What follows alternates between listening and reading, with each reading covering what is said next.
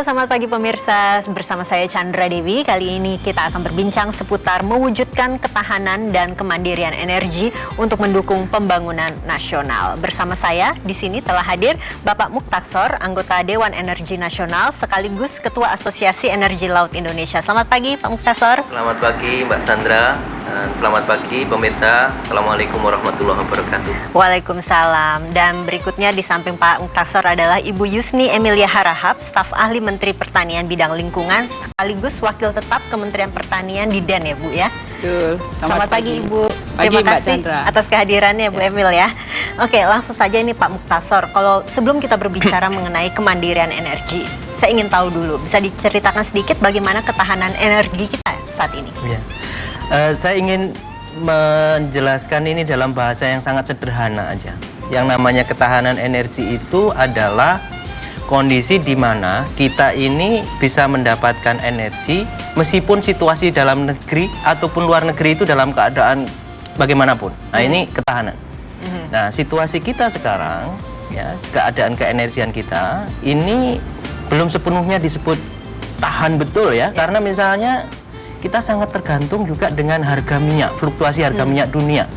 Kalau situasi kita tahan, bagaimanapun keadaan harga minyak dunia, penyediaan dan ketersediaan energi kita ini aman-aman saja gitu. Ya. Jadi saya kira kalau kita bicara tentang ketahanan energi berarti bicara ketersediaan, kemudian penyediaannya juga, ketepatan waktu untuk mendapatkannya. Maka ukuran-ukuran di masyarakat soal misalnya pemadaman listrik, antrian BBM, itu tanda-tanda atau ukuran-ukuran tentang ketahanan energi kita. Oke, kalau berbicara ketahanannya pun tidak tahan betul, kata Pak Muktasor. Bagaimana kemandirian nanti dong Pak? Masih jauh dong perjalanan kita ya. Oke, kalau gitu Ibu Emil, kira barangkali bisa diberikan sedikit contoh Bu, aplikasi saat ini mengenai ketahanan energi kita, kemana larinya? Ya, kalau dikaitkan dengan pertanian misalnya Mbak, tentu bicara ketahanan energi sekarang juga mulai diarahkan bagaimana kita mendiversifikasikan sumber untuk mendukung ketahanan energi itu sendiri. Contohnya apa Bu? Mungkin kita sudah mengenal bersama istilah bahan bakar nabati. Ini pasti bahan bakunya adalah salah satunya tentu dari beberapa tumbuhan yang potensial dari pertanian. Nah, kita mengharapkan ke depan tentu energi terbarukan itu juga bisa didukung dari BBN ini, bahan bakar nabati. Mudah-mudahan pengalaman kita yang lalu, di mana sebenarnya kebijakan ke arah BBN kan sudah dimulai sejak tahun 2006. Sudah dimulai sebetulnya, tapi belum berjalan atau bagaimana? Ya, yang jelas perlu pembenahan kesiapan dari berbagai sektor Mbak untuk mendukung ini. Mudah-mudahan ke depan ya Pak Muktasor ya, ini nampaknya DEN juga siap untuk mensukseskan pencapaian itu, mudah-mudahan. Oke Pak Muktasor, kira dari DEN ini kebijakan energi menuju tahun 2050 seperti apa Pak? Bisa digambarkan? Jadi begini, kalau tadi arahnya kita bicara tentang ketahanan ya, jadi parameternya misalnya ketersediaan, apakah energi itu tersedia. Yang kedua adalah keandalan dalam penyediaannya. Yang ketiga juga tentang keterjangkauan harga, masyarakat bisa mencapai apa tidak. Kemudian jangkauan distribusi ke masyarakatnya juga gitu ya. Nah, kita melihat saat ini, persoalan kita saat ini, dan kemudian memandang tantangan kita ke depan, maka DEN ini memberi arah bagaimana sampai dengan jangka panjang, misalnya kalau kita ukur sampai 2050 ya. Itu kondisi keekonomian kita tetap maju, energi kita cukup, lapangan pekerjaan itu tercipta karena dukungan dari energi. Maka DEN ingin supaya situasi ketahanan itu meningkat mutunya dan kemudian bertahan terus sampai dengan jangka panjang. Maka arah kita adalah bagaimana ketergantungan pada minyak ini kita kurangi. Ini yang pertama. Yang kedua adalah dengan cara mendiversifikasi. Salah satunya adalah memaksimalkan energi baru dan energi terbarukan ya. Energi terbarukan. Kemudian yang ketiga adalah agar kita memiliki prioritas penggunaan misalnya gas itu dioptimalkan, apakah untuk industri ataukah untuk energi ataukah diseimbangkan yang optimal.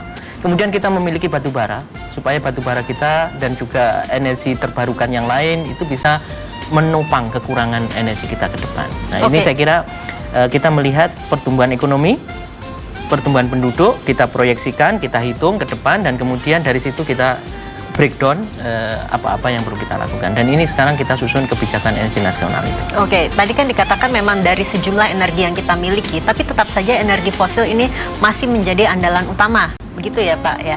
Iya, memang kita tidak bisa menghilangkan. Jadi makanya istilahnya kita tidak akan menggunakan istilah energi alternatif ya, tapi energi terbarukan ya. Energi kalau alternatif itu kan kalau satu sudah, yang lain tidak kan gitu. Kalau ini kita akan bersama-sama semua jenis energi yang ada di Indonesia kita kembangkan bersama-sama, dan kemudian produksinya kita tingkatkan, distribusinya kita luaskan sehingga akses penduduk, masyarakat, dan juga industri ini cukup untuk mendapatkan energi. Nah, Bu Emil, ini saya tertarik tadi disambungkan dengan bahan bakar nabati tadi ya Bu ya. Kiranya saat ini untuk infrastruktur dengan berbahan nabati, energi terbarukan, ini sudah mulai marak tidak?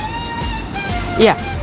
Saya rasa ini juga PR besar kita Mbak Chandra untuk sama-sama bagaimana supaya BBN ini ke depan seperti tadi Pak Mutarsor katakan itu menjadi salah satu andalan energi terbarukan. Nah, bicara masalah infrastruktur, saya rasa itu juga barangkali kelemahan kita di periode lalu. Jadi ini kan antara hulu dan hilir, ini kan harus ada konektivitas yang kuat ya. Nah, disinilah barangkali peran infrastruktur pendukungnya. Misalnya CPO kita kan yang dihasilkan oleh perkebunan kelapa sawit kita, itu harus dipikirkan bagaimana membawa itu untuk sampai kepada infrastruktur yang memang berfungsi untuk mencampur biodiesel nanti dengan solar kan begitu. Di samping itu pemerintah juga mencoba sebenarnya mengembangkan model-model desa mandiri energi. Nah, jadi nggak semuanya harus ke perkotaan misalnya kan. Jadi kita juga bisa mengembangkan di skala kecil yang disebut dengan mungkin ya, desa mandiri energi. Desa mandiri energi itu biasanya pakai energi apa ya Bu? Kita lebih mengandalkan tentu sumber daya lokal Mbak. Jadi kalau misalnya di situ potensial perkebunan, kita lihat identifikasi nanti kan bisa kelapa sawit, bisa tebu, bisa singkong. Jadi kita sesuaikan, jadi tidak sama semua. Tapi lebih mengandalkan local resources-nya, juga teknologinya juga disesuaikan dengan jadi pastinya disesuaikan juga di masing-masing daerah. Pastinya berbeda ya Bu ya. Betul. Oke, baik. Ibu, Bapak, kita harus break sejenak. Kami akan kembali setelah pariwara yang berikut ini. Tetap bersama kami di Metro TV.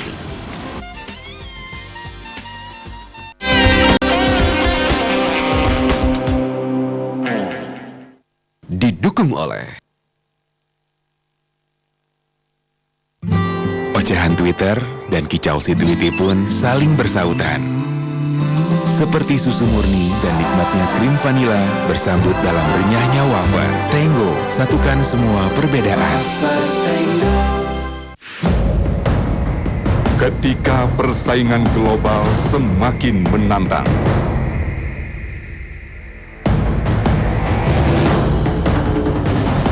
satu tekad kita, melangkah di baris terdepan. Lahirkan anak-anak bangsa cemerlang.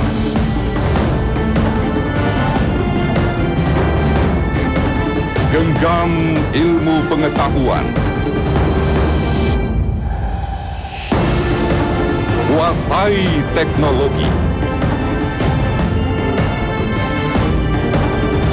Melangkah padu tanpa ragu. Senada, seirama. Satu visi. Wujudkan Indonesia Jaya. Trus Syariah dengan kekuatan berbagi untuk saling melindungi demi masa depan lebih baik. Trus Syariah, asuransi dan investasi berbasis syariah. Prudential, always listening, always understanding.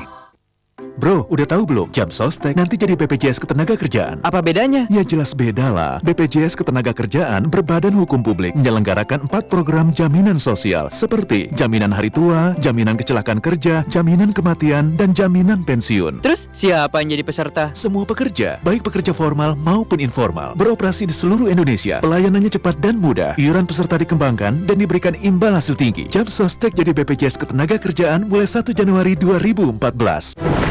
Pak, banjir Pak! Aduh, di mana sih nak? Yang mana lagi sih Pak? Bu, di mana sih bu? Aduh.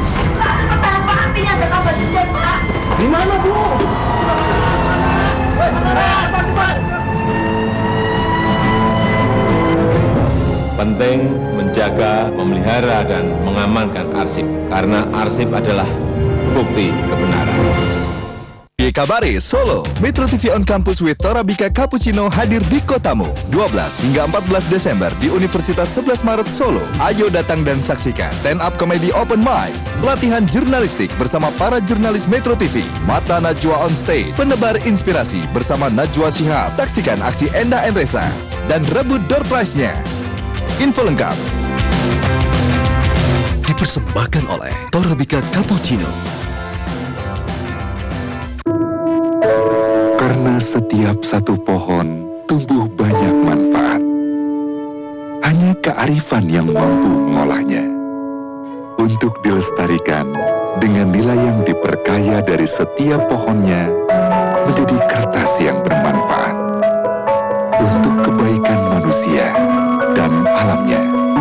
Lestari hingga tiap generasi.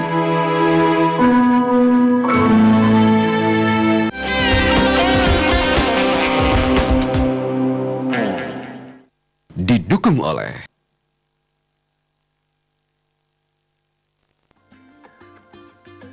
mewujudkan ketahanan dan kemandirian energi untuk mendukung pembangunan nasional. Itulah topik perbincangan kita kali ini, pemirsa. Baik, langsung saya ingin tanyakan ke Pak Muktasor ini, kalau begitu Pak. Kiranya bagaimana posisi kebijakan energi nasional kita saat ini? Jadi gini, kita bersama dengan DPR sekarang sedang membahas kebijakan energi nasional. Dan cara kita membahas dimulai dengan melihat situasi kita saat ini dan memproyeksikan masa depan. Misalnya saya beri contoh listrik, Mbak. Listrik kita sekarang kurang lebih kapasitas nasional pembangkit kita itu 44.000 megawatt sekarang ini. Karena kebutuhan kita untuk menjaga pertumbuhan ekonomi yang tinggi, kemudian juga jumlah penduduk makin banyak, konsumsinya makin tinggi, industri kita dorong supaya GDP kita naik. Nah, tetapi kita akan dihadapkan masalah bahwa listrik kita kurang. Ya. Nah, setelah kita hitung-hitung itu nanti pada tahun 2050 akan meningkat kebutuhan kita itu 430.000 megawatt. Jadi dari 2013, 2050 itu meningkat hampir 10 kali lipat. Oke. Itu keniscayaan, karena kalau kita lihat sekarang saja, misalnya seperti Sumatera Utara, itu kan kita krisis listrik, di mana industri sebagiannya tutup, ada 5.000 tenaga kerja di PHK. Ini tidak boleh lagi terjadi ke depan kalau energi itu kita sediakan cukup. Karena itu, proyeksi yang tinggi tadi itu kita dorong supaya bisa kita penuhi dari berbagai jenis sumber-sumber energi yang ada. Oke, kiranya langkah konkret apa yang bisa kita lakukan untuk menghindari terjadinya, misalnya tadi Pak Muktasor katakan krisis listrik. Langkah-langkahnya konkretnya apa kira-kira? Jadi misalnya begini, jadi kita di Undang-Undang Energi ataupun juga di kebijakan energi nasional ini ada langkah-langkah yang baru yang praktek-praktek baru yang kita kembangkan untuk memperbaiki situasi yang lama. Contohnya adalah peran pemerintah daerah kita support. Supaya pemerintah daerah juga menyusun apa yang disebut dengan rencana umum energi daerah, karena pemerintah pusat juga ada amanat untuk menyusun rencana umum energi nasional. Nah, sehingga kondisi di daerah masing-masing bisa diantisipasi, ya. Kemudian potensi lokalnya ada, terus bisa dikembangkan setempat. Contohnya misalnya seperti Sulawesi. Sulawesi itu kaya, Mbak, dengan air, ya. Airnya banyak sekali. Ada sungai, macam-macam sungai di sana ada. Maka kalau pembangkit listrik air ini kita kembangkan di Sulawesi, maka produksi listrik di Sulawesi itu biayanya akan murah. Kalau di sana biayanya dari air itu murah dan kita kembangkan, maka konsep tentang transportasi massal menggunakan listrik, misalnya kereta listrik dan seterusnya, itu menjadi masuk akal di sana karena harga listriknya murah. Tetapi kalau listriknya dari bahan bakar minyak, harganya mahal, kereta listrik jadi tidak masuk akal. Jadi memang sebaiknya memanfaatkan potensi yang ada di daerah tersebut dibandingkan hanya tergantung pada energi fosil ya Pak. Jadi kita itu satu ya, jadi potensi daerah dikembangkan sesuai dengan potensi lokal istilahnya Ibu tadi. Yang kedua juga dikembangkan berdasarkan apa istilahnya situasi di situ. Industrinya diarahkan kemana? Jangan sampai industrinya dikembangkan di tempat lain yang jauh, sumber energinya tempat yang jauh. Misalnya seperti Kalimantan. Kita sarankan supaya pembangkit listrik PLTU itu banyak dibangun itu di mulut-mulut tambang. Jadi dekat-dekat pertambangan. Yang dikirim itu listriknya saja. Jangan yang dikirim itu batu bara, sampah-sampahnya ikut dikirim kan, ya kan? Ini kan jadi persoalan. Jadi yang kalau kita kirim itu listriknya, itu di sana juga terjadi industri, lapangan kerja terjadi, sementara pengelolaan itu makin bersih karena limbah segala macam bisa kita manage dengan lebih baik. Pada akhirnya terjadi penyebaran sehingga jadi tidak intinya terpatok pada di satu pulau ya Pak ya.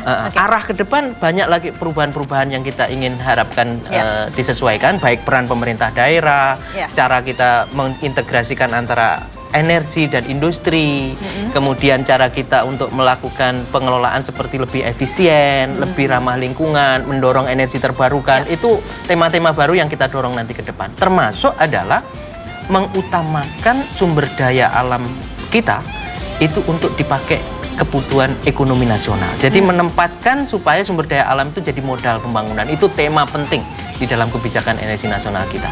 Termasuk juga bahan bakar nabati. Nah, sebetulnya saya ingin tanyakan ini ke Ibu Emil, sebetulnya kesiapan dari sektor pertanian bagaimana? Tapi rupanya kita harus break sejenak.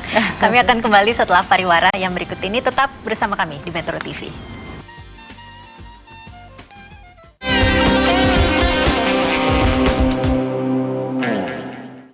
Didukung oleh Piye Kabare Solo. Metro TV on Campus hadir di kotamu 12 hingga 14 Desember di Universitas 11 Maret Solo. Ayo datang dan saksikan stand up comedy open mic, pelatihan jurnalistik bersama para jurnalis Metro TV.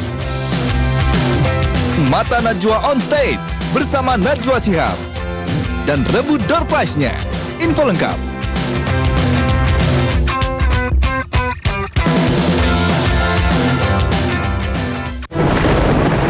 Banjir, Pak! Aduh, di mana sih, Nak? Yang mana lagi sih, Pak? Bu, di mana sih, Bu? Aduh. Kenapa artinya ada kabar hujan, Pak? Di mana, Bu?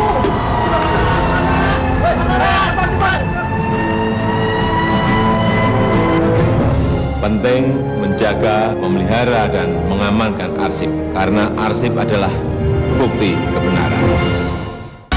Selama lebih dari 35 tahun, Ultraflu telah menjadi merek yang dikenal untuk melawan demam, sakit kepala, hidung tersumbat, dan bersin-bersin. Siapkan selalu Ultraflu, kapan saja dan di mana saja. Baca aturan pakai jika sakit berlanjut, hubungi dokter.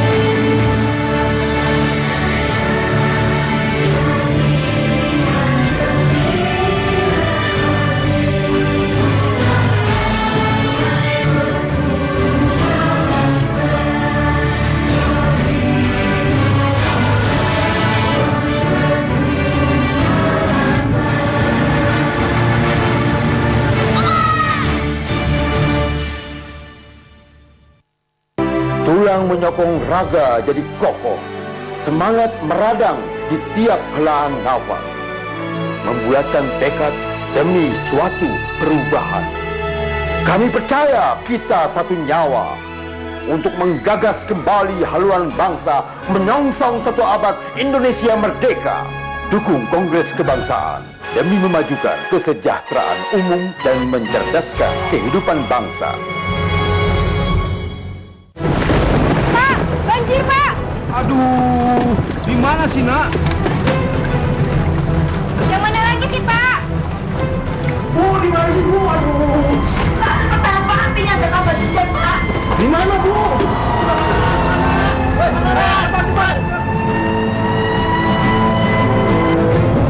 Penting menjaga, memelihara, dan mengamankan arsip, karena arsip adalah bukti kebenaran.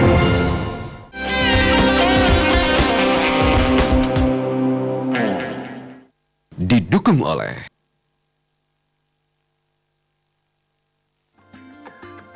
Terima kasih kembali bersama kami pemirsa. Kami memperbincangkan seputar mewujudkan ketahanan dan kemandirian energi untuk mendukung pembangunan nasional. Saya langsung ingin tanyakan ke Bu Emil nih, kalau kita berbicara mengenai kesiapan maupun bentuk dukungan dari sektor pertanian saat ini, bagaimana kiranya untuk mendukung kemandirian energi? Ya, terima kasih Mbak Chandra. Jadi kesiapan dukungan pertanian, sektor pertanian tentu terkait dengan bahan bakar nabati tadi. Ya. Jadi di sini saya sedikit menjelaskan sejauh mana sudah kita siap mendukung kebijakan itu. Inpres nomor 1 tahun 2006 sebenarnya sudah jelas memberikan guidance peran-peran dari sektor-sektor terkait. Untuk pertanian itu boleh dikatakan fokus pada bagaimana menyiapkan tanaman-tanaman yang potensial sebagai bahan baku pendukung bahan bakar nabati tadi. Saat ini yang potensial tanaman apa, Bu? Iya, jadi di kami sendiri melalui Badan Litbang Pertanian itu terus melakukan inovasi teknologi yang nantinya menghasilkan varietas-varietas unggul. Okay. Di situ tentu antara lain dicoba misalnya seperti jarak pagar, dicoba dihasilkan varietas yang nantinya konten minyaknya sendiri itu juga diharapkan lebih dari rata-rata gitu. Nah, tetapi kami membaginya sebenarnya dalam jangka pendek, program jangka pendek, jangka menengah dan jangka panjang.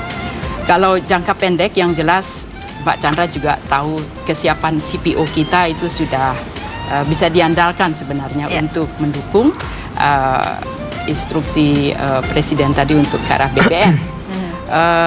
Kemudian jangka menengah salah satunya yang sangat menjanjikan ke depan itu adalah kemiri-sunan. Nah, ada kelebihan dari kemiri-sunan ini Mbak Chandra. Jadi ini bukan tanaman yang maksud saya gini, ini adalah tanaman yang tidak berkompetisi dengan pangan. Okay. Jadi kemiri sunan ini racun sebenarnya jenis kemiri, bukan yang untuk masak itu. Okay. Tetapi dia sangat baik untuk dikembangkan terutama di lahan-lahan suboptimal. Untuk jangka panjang, Bu, bagaimana? Karena kita tahu juga energi fosil kita semakin lama semakin menipis. Jadi jangka panjang memang kita mengharapkan adanya pemanfaatan dari limbah pertanian yang disebut biomasa limbah. Okay. Ini juga sangat luar biasa dari pertanian. Memang di sini dituntut teknologi kita untuk bisa melakukan inovasi-inovasi dalam pemanfaatan sumber-sumber tadi. Oke, baik. Pak Muktasor sendiri melihat dari DEN nih Pak, tantangan ke depan untuk ketahanan dan kemandirian energi kita kemana Pak? Ya, sekurang-kurangnya kita harus menyelesaikan 3 hal ya ke depan itu. Yang pertama adalah persoalan real kita. Yang kedua adalah hambatan-hambatan kita untuk maju. Itu harus kita selesaikan. Yang ketiga adalah solusi-solusi baru untuk ke depan. Nah, hambatan real, persoalan real itu contohnya adalah misalnya tumpang tindih lahan. Ya. Misalnya cadangan batu bara kita yang disebut 28 miliar ton. Itu ternyata kan tumpang tindih dengan lahan untuk sawit, dengan perkebunan yang lain, dengan hutan, dengan peruntukan lain. Jadi kalau itu kita tidak selesaikan, dan kemudian tetap kita ekspor banyak-banyak itu batu bara keluar, nanti kita akan kesulitan ini. Nanti ternyata ada cadangan didaftarkan 28 miliar ton, ternyata nggak bisa kita pakai gitu. Nah ini saya kira tumpang tindih lahan harus ada. Nah DEN sudah menyepakati bahwa ketika terjadi tumpang tindih lahan, kita akan memprioritaskan peruntukan yang bernilai lebih strategis secara nasional. Oke, nah, seperti itu, apa Pak? Misalnya apakah misalnya keuntungannya kalau ini ada sawit dan batu bara, kira-kira lebih untung yang mana? Kita kaji gitu ya, kita untung. Nah dari sisi keamanan, geopolitik, ekonomi, kita kaji bersama-sama. Itu harus kita ada peta yang jelas. Jangan pokoknya ada batu bara kita daftarkan sebagai potensi. Itu yang pertama. Yang kedua, yang terkait dengan hambatan-hambatan, contohnya adalah kita harus rasional ya, memberi harga energi terbarukan itu supaya harga ini mendukung perkembangannya. Contohnya adalah harga air. Harga listrik dari air sekarang dibeli sangat murah, ya, sehingga sebagiannya bisa berkembang, sebagiannya tidak. Terutama di daerah-daerah yang membutuhkan akses jaringan listrik itu nggak bisa. Nah, kalau kita bisa membeli harga listrik itu lebih mahal dari luar negeri, dari sama-sama air, dari dalam negeri mestinya kita bisa membeli sejajar lah minimum atau lebih baik gitu ya. Itu cara treatment kita ke depan harus lebih baik lagi. Ini hambatan-hambatan kita. Ya, yang ketiga, solusi-solusi baru adalah karena lahan kita terbatas, kemudian kebutuhan kita banyak, maka kita mulai mencari yang baru, tidak meninggalkan yang lalu, tapi mencari tambahan yang baru. Termasuk misalnya adalah mengembangkan energi laut, Pak. Baik dari energi arus, gelombang, panas laut, yang itu mungkin 1 tahun, 2 tahun ini bukan solusi, tetapi akan menjadi solusi 5 tahun ke depan, karena misalnya Korea sudah energi laut itu ada yang 254 megawatt, Mbak, besar sekali. Perancis juga sudah, dan yang lain sudah. Dan kita ini negara kelautan, negara kepulauan, ini tantangan kita untuk memberi solusi dengan cara-cara baru. Apa yang menjadi kendala sehingga energi kelautan ini sepertinya jalan di tempat ini, Pak? Saya kira kendalanya memang karena barang baru ya, banyak waktu untuk mempelajari, dan saya kira sekarang pemerintah sudah mulai mengarah ke sana, dan saya dengar Kementerian ESDM sudah mulai bergerak menyiapkan untuk program-program energi laut ke depan. Jadi kalau saya kira kita mulai sekarang 2-3 tahun lagi mulai ada contohnya, maka kita akan mengakumulasi pengetahuan dan pengalaman sehingga 5 tahun ini akan jadi signifikan. Jadi menambah solusi kita. Gitu.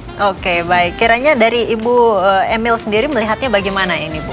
Apakah kita akan sampai kepada kemandirian energi? Singkat saja, Bu. Harus optimis, Mbak. Dan kita mengharapkan memang ketahanan energi aman, tapi juga ketahanan pangan kita juga bisa kita pertahankan. Makanya ke depan, seperti tadi pemanfaatan biomasa limbah pertanian itu sangat menjanjikan.